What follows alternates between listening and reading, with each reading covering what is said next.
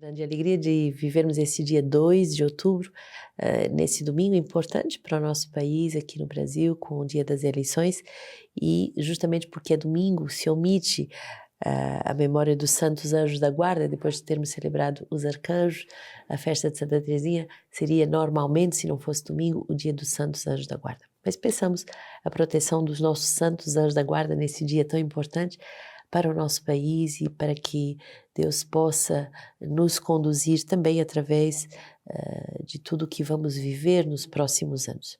Nesse dia de domingo, celebramos sempre o dia do Senhor, o dia daquele que deve ser honrado com as preferências da nossa doação, que é o próprio Deus. E por isso deve ser um dia consagrado também à oração, também ao estudo da Palavra de Deus, à celebração da Eucaristia, um dia verdadeiramente Dominus Dei.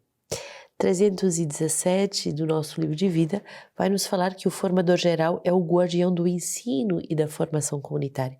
O formador geral é o guardião do ensino e da formação comunitária centrada na Palavra de Deus e no ensinamento da Igreja. Deve alimentar, fortificar e cuidar tanto das almas das ovelhas como dos cordeiros, tanto dos mais ocultos como dos mais simples, a tempo e a contratempo.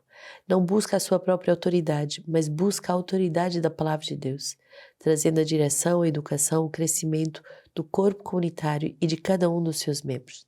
Tem a preocupação e a responsabilidade das formações ministradas a toda a comunidade. Assim, através do seu ministério, o rebanho recebe luz, visão, a força para avançar. Ele recebe a autoridade da Palavra de Deus para fazer crescer a comunidade humanamente e espiritualmente.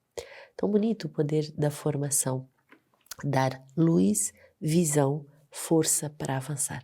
Quer dizer que uma pessoa que se deixa formar e formar por um carisma, ela é reanimada, ela é revigorada, ela recebe essa direção onde ela deve correr e mesmo se houver alguma coisa que a feriu ou que a desanimou, ela não para, ela corre, ela vai até o fim do seu amor, da doação da sua vida, ela corre e vai até o fim de tudo que ela deve viver.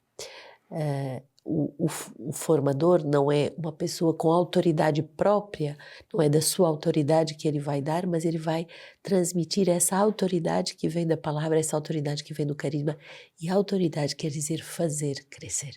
Então é um dom para fazer o outro crescer, para que ele se torne quem ele é. E é tão bonito vermos, ao longo dos anos, como a pessoa chega na comunidade e depois como ela vai se tornando e todos os dons que ela vai desenvolvendo, todos os talentos, todos os ministérios, e de uma jovem que acabou de chegar, torna-se uma pessoa madura, uma pessoa capaz de gerir uma casa, de estar à frente de missões, de apostolados importantes, de ministérios importantes, até dar a vida até o fim pelo Senhor.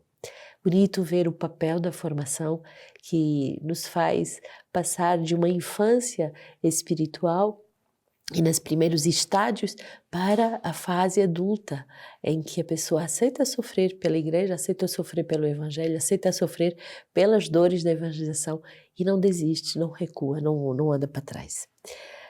Hoje a primeira leitura, Abacuque 1, até quando, Senhor, pedirei socorro e não ouvirás? Gritarei a ti, violência e não salvarás. Por que me fazes ver a iniquidade e contemplar a opressão? Rapina e violência estão diante de mim, há disputas, levantam-se contendas. Então o Senhor respondeu-me dizendo, escreve a visão, grava-a claramente sobre tábuas, para que se possa ler facilmente. Porque é ainda uma visão para um tempo determinado. Ela aspira ao seu termo e não engana. Se ela tarda, espera, porque certamente virá, não falhará. Eis que sucumbe aquela cuja alma não é reta, mas cujo justo viverá por sua fidelidade.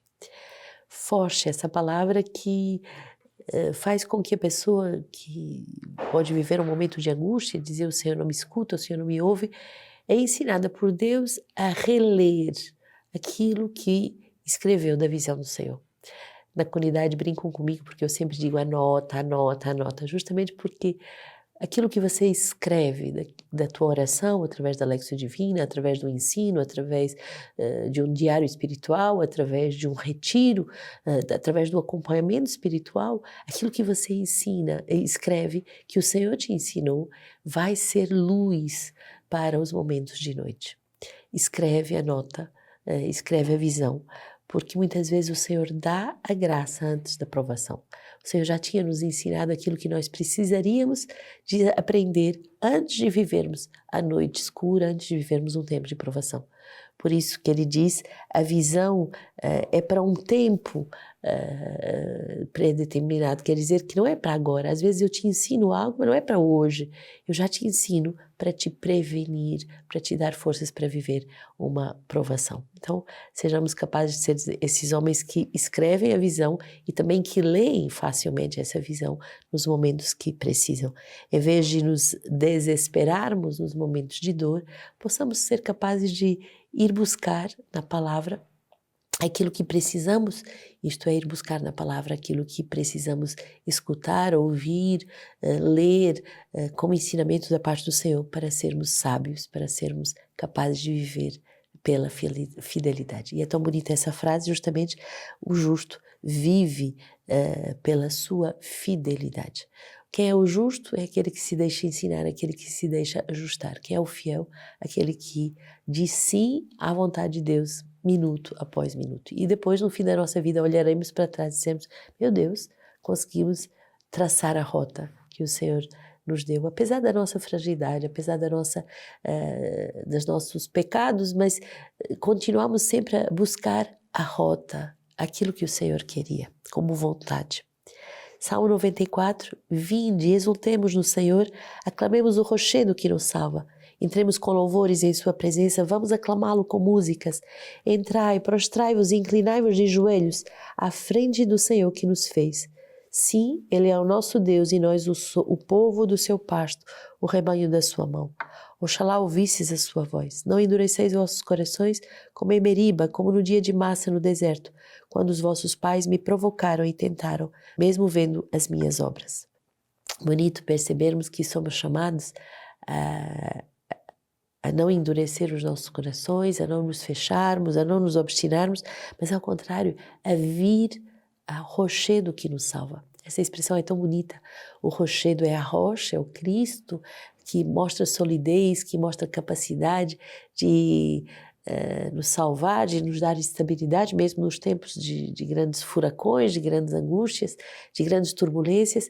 E o rochedo também nos faz pensar no rochedo que foi fendido e que do seu lado jorram rios de água viva. Então o rochedo é o coração de Jesus, é esse porto seguro no qual posso enraizar a minha vida.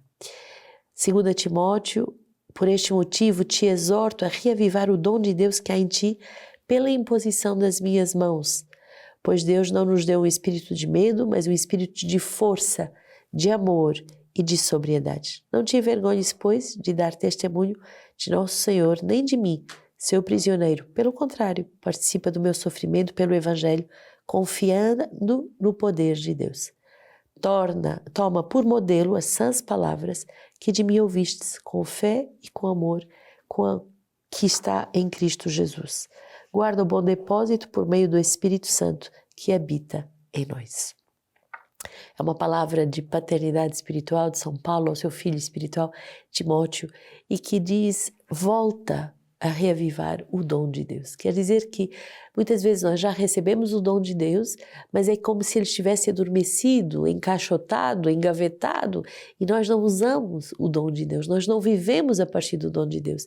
E se quisermos viver a partir das nossas forças, rapidamente vamos ver que elas se esgotam. Hoje temos 2 grupos do Maranatá que terminam mais uma semana de retiro, um grupo em Bangu e hoje um grupo também aqui na Casa São Francisco de Sales. E é tão bonito perceber os testemunhos uns após os outros que finalmente se resumem nisso. Quando tentamos viver com as nossas próprias forças, segundo a nossa vontade, não deu certo. Mas quando aprendemos a viver a partir do dom de Deus, a partir da graça de Deus, tudo se transforma. Reaviva o dom que está em ti. E por isso, o Senhor não nos dá um espírito de medo, mas um espírito de força, de amor e de sobriedade. É uma palavra muito querida aos nossos irmãos do Maranatá. Aprender a ser sóbrios em tudo, nas reações, também nas paixões, também no uso de coisas que podem nos desviar da sobriedade, do equilíbrio que Deus quer nos dar. E também aceitar participar no sofrimento de Cristo. Agora, como bons soldados, como bons filhos, armados da palavra de Deus, cheios, eleitos da graça de Deus, então agora aceitar também as dores de sermos discípulos de Cristo, as dores da disciplina, as dores daqueles que devem viver segundo o amor de Deus. Guarda o bom depósito por meio do Espírito Santo que habita em nós. Sermos capazes de guardar tudo que Deus nos dá, sermos capazes de guardar aquilo que Ele nos dá como ensinamentos para vivermos a nossa vida com santidade, com amor, com paixão.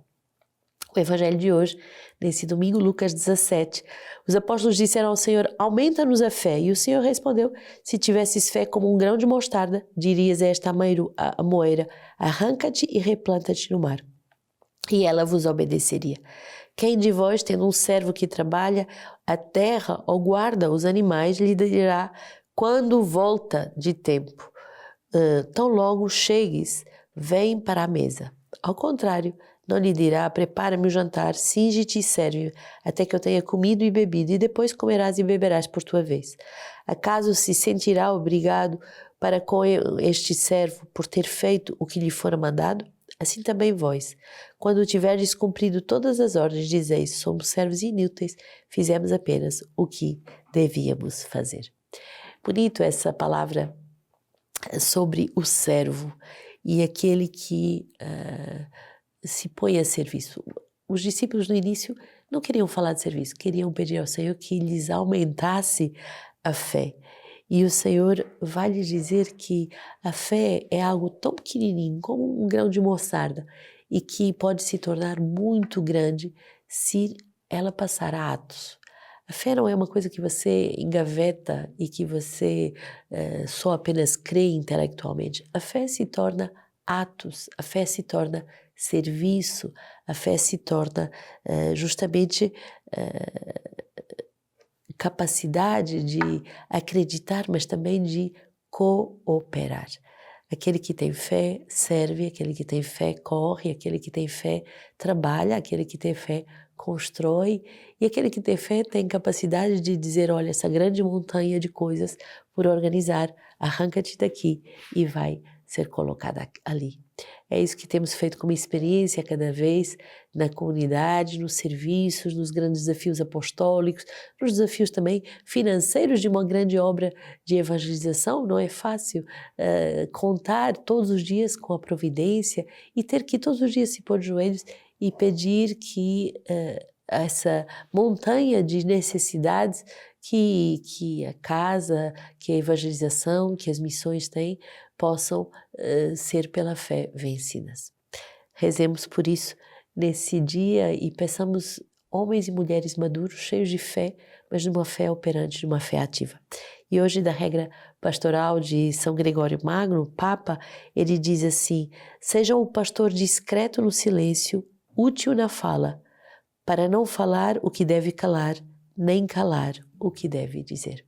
Que o Senhor nos dê esse bom discernimento de tudo o que devemos ser discretos no silêncio, úteis na fala, mas não falar o que se deve calar, nem calar o que se deve dizer. Um domingo.